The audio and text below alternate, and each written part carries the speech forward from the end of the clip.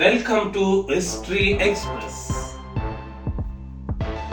தரம் 11 வகுப்பிலே தோற்கவிருக்கின்ற மாணவர்களுக்கான பரீட்சை வினாத்தாள் தொடர்பான விடயங்களை அலசி ஆராய்கின்ற ஒரு விடயமாக இந்த காணொலி அமையவிருக்கிறது. நான் உங்கள் ராஜு மனோகரன்.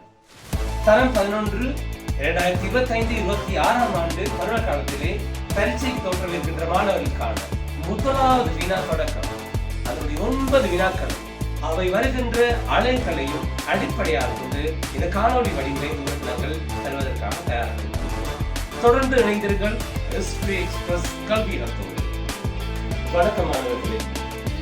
வரலாறு பாடம் தொடர்பான நாங்கள் தொடர்ச்சியாக இலங்கை படம் குறித்தல், உலக படம் குறித்தல், அதே போன்று முதலாவது வினாவாக வரக்கூடிய பகுதிகளை கடந்த வகுப்பில் நாங்கள் கற்றிருந்தோம். இன்றைக்கு நாங்கள் இரண்டாவது வினாவாக வரக்கூடிய பகுதிகள் தொடர்பான விடயங்களை இன்றைய தினம் நாங்கள் கற்கவிருக்கின்றோம். உங்களுக்கு தெரியும், எங்களுடைய வரலாறு பாட வினாத்தாளை பொறுத்த மட்டிலே எங்களுக்கு இரண்டாவது வினாவாக வரக்கூடிய 2 அலகுகள் காணப்படுகிறது. குறிப்பாக இந்த வினாக்கள் அனைத்தும் தரம் 10 அடிப்படையாக கொண்ட வினாக்களாகவே இருக்கும். அதனுடைய முதலாவது அலகாக இருக்கக்கூடிய தரம் 10 இருக்கக்கூடிய முதலாவது அலகு வரலாற்று மூலாதாரங்கள் தொடர்பான வினா இரண்டாவது வினாவாக வரக்கூடியதாக இருக்கும். கடந்த கால வினாப்பத்திரங்களை நாங்கள் நோக்கின்ற போது இவ்வாறான வினாக்கள் இரண்டாவது வினாவாக வந்திருக்கிறது. அதே போன்று தரம் 10 இருக்க இரண்டாவது அலகாக இருக்கக்கூடிய இலங்கையின் குடியேற்றம் என்ற பாடம் இரண்டாவது வினாவாக தொடர் தேர்ச்சியாக வந்தவண்ணம் இருக்கிறது. இந்த இரண்டாவது அழகு வராத வினாத்தால் நான் நினைக்கின்றேன் தரம் 11 ஆண்டு வினா பத்திரத்திலே, குறிப்பாக காப்போத்த சாதாரண தர வினா பத்திரத்திலே வராத ஒரு வினா இதுவரை இருந்திருக்க முடியாது. தொடர்ச்சியாக இரண்டாவது அலகு வந்தவண்ணம் இருக்கிறது. ஆகவே அது தொடர்பான விடயங்களைத்தான் இன்றைய வகுப்பிலே நாங்கள் உங்களுக்கு தருவதற்காக காத்திருக்கின்றோம். பொதுவாக இலங்கையின் வரலாற்று மூலாதாரங்கள் தொடர்பான விடயங்களை நாங்கள் நோக்கின்ற போது வரலாறு என்றால் என்ன, வரலாற்றை உறுதிப்படுத்துகின்ற சான்றாதாரங்கள் தொடர்பான விடயங்களையும், அதே போன்று அதனுடைய முதலாவது சான்றாக நாங்கள் பார்க்கக்கூடிய இலக்கிய மூலாதாரம், அதே போன்று தொல்பொருள் மூலாதாரம் தொடர்பான விடயங்களையும், இந்த தொல்பொருள் மூலாதாரத்தை கொண்டே இலக்கிய மூலாதாரங்கள் கட்டியெழுப்பப்பட்டுள்ளது என்ற தொடர்பான விடயங்களையும் நாங்கள் கற்றவண்ணம். அவை அது தொடர்பான விடயங்களை தான் இன்றைய தினம் நாங்கள் இந்த வரலாறு பாடத்தை பார்க்க போகிறோம். குறிப்பாக இரண்டாவது வினாவாக வரக்கூடிய வரலாற்று மூலாதாரங்கள் அல்லது இலங்கையின் குடியேற்றங்கள் தொடர்பான 2 அலகுகளையும் இன்றைய வகுப்பில் நாங்கள் அலசி ஆராய்ந்திருக்கிறோம். இன்றைய தினம் வரலாறு பாடத்தோடு நாங்கள் இணைந்திருக்கிறோம்.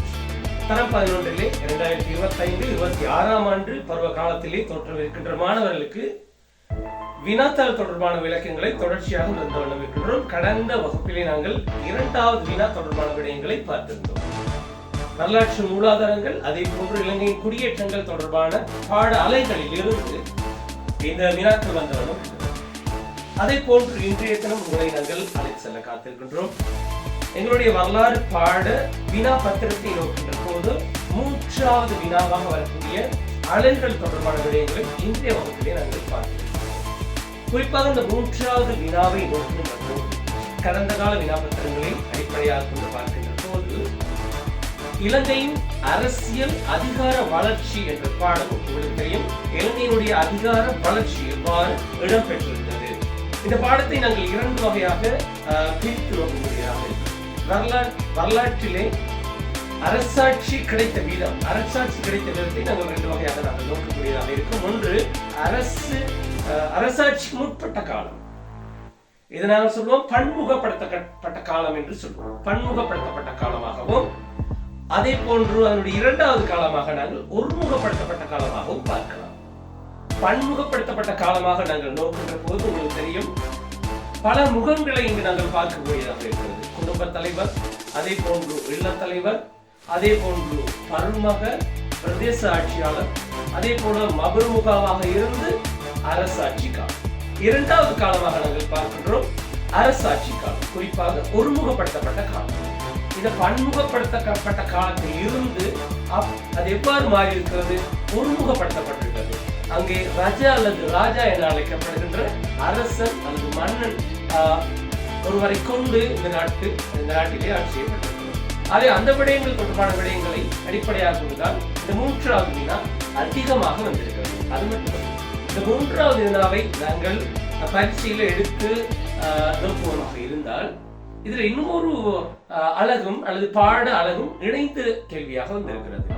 பண்டைய சமூகம் என்ற பாடமும் இதற்கு உள்வாங்கப்பட்டு கடந்த கால வினாப்பத்திரத்திலே வந்திருக்கிறது. அப்ப உங்களுக்கு தெரியும் மாணவர்களே, 3வது வினாவை நாங்கள் எடுத்து நோக்குவதாக இருந்தால் இந்த வினாவிலே 2 அலகுகள் வரக்கூடியதாக இருக்கிறது. ஒன்று அதிகார வளர்ச்சி தொடர்பான பாட அலகுகளோடு உள்ள வினாக்களையும் அல்லது விடயங்களையும், அதே போன்று இன்னொரு பகுதியாக இருக்கக்கூடிய பண்டைய சமூகம் தொடர்பான விடயங்களையும் அடிப்படையாக கொண்டுதான் இந்த 3வது வினா தொடர் தேர்ச்சியாக எங்களுக்கு வந்திருக்கிறது. இது 2016 தொடக்கம் 2023-24 ஆண்டு வரையிலான இந்த பரீட்சை வினா தங்களை நோக்கும் போது உங்களுக்கு புலப்படக்கூடியதாக இருக்கும். ஆகவே இன்றைய தினம் நாங்கள் 3வது வினா தொடர்பான விடயங்களை இந்த வகுப்பிலே கலந்துரையாடுவதற்காக தயாராக இருக்கிறோம். வணக்கம் மாணவர்களே, மற்றொரு ஆன்லைன் வகுப்போடு இணைந்திருக்கிறோம். இது வரலாறு பாடம் தொடர்பான விடயங்களை தொடர்ச்சியாக நாங்கள் கலந்துரையாடி கொண்டிருக்கின்றோம்.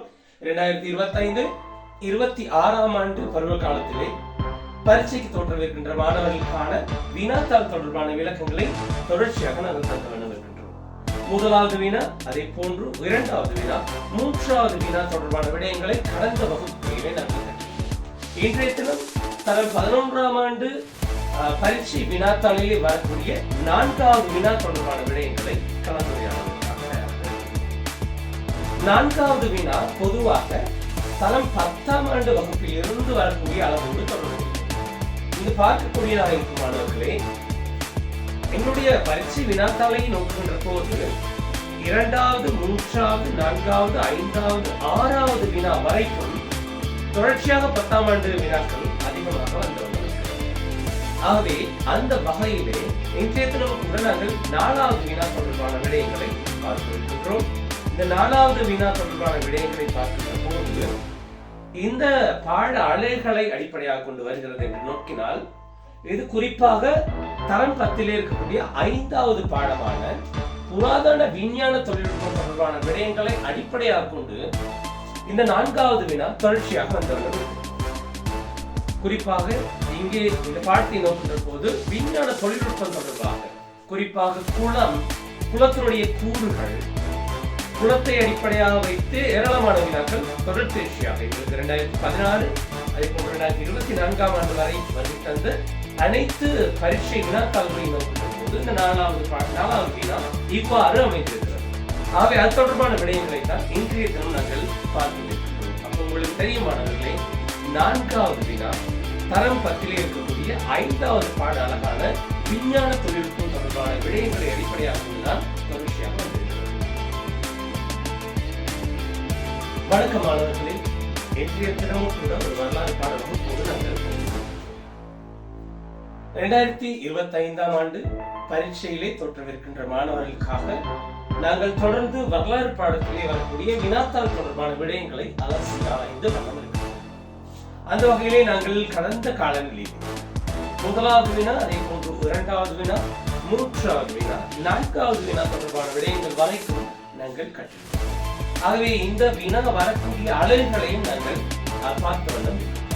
இன்றைய தினம் நாங்கள் 5வது வினா தொடர்பான விடயங்களை கற்று இந்த 5வது வினா தொடர்ச்சியாக எங்களுக்கு வினாப்பத்திரங்களை நோக்கின்ற போது தொடர்ச்சியாக எங்களுக்கு வரக்கூடிய அலகுகள் வித்தியாசப்பட்டு வருவதை நாங்கள் பார்க்கக்கூடியதாக இருக்கிறோம்.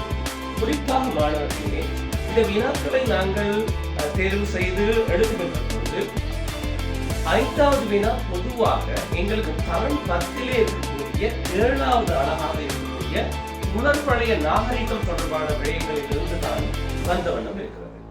சில வேளைகளில் எங்களுடைய பரீட்சை வினாக்களிலே 1ஆம், 2ஆம், 3ஆம், 4ஆம் வினாக்களில் எந்த விதமான மாறுபாடுகளும் இதுவரை வந்த வண்ணம்.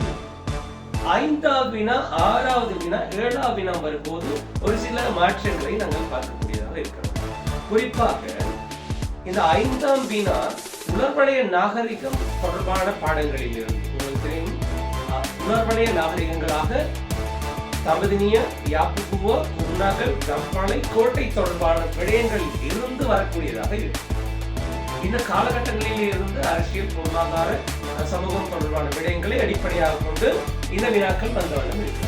சில வேளைகளில் இந்த 5வது வினா 6வது அல்லது 7வது வினாக்களில் சில மாற்றங்கள் வரும்போது, குறிப்பாக 6வது வினா கண்டி ராசதானி வராத சந்தர்ப்பத்திலே 6வது 7வது வினாக்கள் தரம் 11 இருக்கின்ற பாடங்களில் இருந்து வரக்கூடியதாக இருந்தால், சில பரீட்சை வினாக்களில் அவ்வாறு வந்திருக்கிறது. அவ்வாறு இருந்தால் எங்களுக்கு இந்த உலர்வளைய நாகரிகம் வராது, 5வது வினாவாக கண்டி ராசதானி வரக்கூடியதாக இருக்கும். 5வது கண்டி ராசதானியாகவும் 6வது 7வது வினா குறிப்பாக தரம் 11 அடிப்படையாக கொண்ட வினாக்களாக இருக்கும். அவை தொடர்பான விடயங்களை கொஞ்சம் நாங்கள் வினாத்தாள்களோடு ஒப்பிட்டு பார்க்க முடியாது. 5ஆம் வினா பொதுவாக உலர்வளைய நாகரிகத்தோடு வந்திருந்தால், 6வது வினா கண்டி ராசதானியாகவும் 7வது வினா 11ஆம் ஆண்டு பாடத்தில் இருக்கக்கூடிய 2வது அலகு தொடக்கம் 3வது, 4வது, 5வது, 6வது அலகாக இருக்கக்கூடிய சுதந்திரத்துக்கு பின் இலங்கை என்ற பாடம் வரைக்கும் வரக்கூடிய பகுதியிலிருந்து ஒரு வினா வந்த வண்ணம் இருக்கு. சில வேளைகளில் அந்த இடங்களில் 7வது வினா, 6வது வினா இரண்டும் தரம் 11ஆம் ஆண்டு பாட புத்தகத்தில் இருந்து வருமாக இருந்தால், சில வேளைகளில் கண்டி ராசதானி 5வது வினாவாக வரக்கூடியது. அவ்வாறான சந்தர்ப்பங்களில் இந்த உலர்வளைய நாகரிக வினா வராது விடக்கூடிய அல்லது வராத சந்தர்ப்பங்களும் என்னுடைய பாட புத்தகத்திலே அல்லது பரீட்சை வினாத்தாளிலே இருக்கிறது என்பதை இந்த வகையில் அன்போடு ஞாபகப்படுத்திக் கொண்டு இன்றைய தினம் 5ஆம் வினா தொடர்பான விடயங்களை நாங்கள் பார்க்க வேண்டும். எக்ஸ்பிரஸ் கல்வியகம் வழங்கும் ஆன்லைன் வகுப்போடு இணைந்திருக்கின்றோம். இது தரம் 11 2025-26ஆம் ஆண்டு பரீட்சைகளை தொடர்கின்ற மாணவர்களுக்கான ஆன்லைன் வகுப்புகள். வழங்கி போல இன்றைய தினமும் ஏராளமான மாணவர்கள் கலந்திருக்கின்றார்கள். உங்கள் அனைவருக்கும் அன்பான வணக்கங்கள். தொடர்ந்து நாங்கள் இன்றைய தினத்திற்கான வரலாறு பாடத்தோடு பதிவிட்டுள்ளோம். இன்றைய தினம் நாங்கள் கண்டி ராசதானி பற்றி பார்க்கிறோம். உங்களுக்கு தெரியும், எங்களுடைய வரலாறு பாடத்திலே பாட வினாத்தாளிலே 6வது வினாவாக வரக்கூடிய ஒரு வினாத்தாள் கண்டி ராசதானி. கண்டி ராசதானி இன்றைய தினம் நாங்கள் பார்க்கிறோம். போல இன்றைய தினமும் ஆன்லைன் வகுப்போடு இணைந்திருக்கின்றோம். இது வரலாறு பாடம் தொடர்பான கருத்தரங்காக தொடர்ச்சியாக இடம்பெற்று வருகிறது. உங்களுக்கு தெரியும், 2வது, 3வது, 4வது, 5வது வினா, அதே போன்று கடந்த வாரம் நாங்கள் 6வது வினா கண்டி ராசதானி பற்றி பார்த்திருந்தோம். இன்றைய தினம் நாங்கள் 7வது வினாவாக வரக்கூடிய வினா தொடர்பான விடயங்களை தான் இன்றைய தினம் நாங்கள் கலந்துரையாடுவதற்காக தயாராக இருக்கின்றோம். உங்களுக்கு தெரியும், 6வது வினா கண்டி ராசதானி வந்தால் 7வது வினா பொதுவாக பிரித்தானியர் ஆட்சி வரக்கூடியதாக இருக்கு. இந்த பிரித்தானியர் ஆட்சி தொடர்பான விடயங்கள் அனைத்தையும் நாங்கள் தரம் 11ஆம் ஆண்டு பாட புத்தகத்திலிருந்து கற்கக்கூடியதாக இருக்கு. உங்களுக்கு தெரியும், 2வது பாடமாக பிரித்தானியுடைய ஆதிக்கம் இலங்கையில் நிலைநாட்டப்படுவது தொடக்கம், அதனை அடுத்து வருகின்ற இலங்கையினுடைய தேசிய மறுமலர்ச்சி, அதனைத் தொடர்ந்து அரசியல், பொருளாதார, சமூக விடயங்கள், அதனைத் தொடர்ந்து எங்களுக்கு இருக்கக்கூடிய பாட அலைகளில் ஒன்றுதான் சுதந்திரத்துக்கு பின் இலங்கை என்ற பாடம் இருக்கிறது. குறிப்பாக 2வது அலகு, 3வது அலகு, 4வது அலகு, 5வது அலகு, 6வது அலகாக காணக்கூடிய இந்த அலகுகளில் இருந்துதான் எங்களுக்கு பொதுவாக 7வது வினா வரக்கூடியதாக இருக்கும். சில வினாத்தாள்களை நாங்கள் நடத்தி ஆராய்கின்ற போது 6வது வினா, அதே போன்று 7வது வினா தரம் 11ஆம் ஆண்டு பாட புத்தகத்திலிருந்து வந்திருந்ததை நாங்கள் பார்க்கக்கூடியதாக இருக்கிறது. குறிப்பாக இந்த கண்டி ராசதானி தொடக்கம், 6வது வினா தொடக்கம், அங்கு வருகின்ற 7வது வினா வரையிலான இந்த பகுதியிலே வரக்கூடிய பகுதிகள் குறிப்பாக பிரித்தானியருடைய ஆட்சி, அதே போன்று ஒல்லாந்தர், போர்த்துகேயர், கண்டி ராசதானியோடு நாங்கள் ஒல்லாந்தர், அதே போன்று போர்த்துகேயருடைய தொடர்பையும் நாங்கள் பார்க்கக்கூடியதாக இருக்கும். அதே போல பிரித்தானியர் ஆட்சி தொடர்பான விடயங்கள் தான் பொதுவாக இந்த 7வது வினாவிலே வரக்கூடியதாக இருக்கும். இதையும் தாண்டி எங்களுடைய நாட்டினுடைய அபிவிருத்தி திட்டங்களும் இதனுள் வரக்கூடியதாக இருக்கும். அதே போன்று சுதந்திரத்துக்கு பின் இலங்கையிலே கொண்டு வரப்பட்ட யாப்புக்கள், அதே போன்று சுதந்திரத்துக்கு பின்னரான அரசியல் நிலைமைகள் தொடர்பான விடயங்களையும் அதே போன்று நாங்கள் பார்க்கக்கூடியதாக இருக்கும்.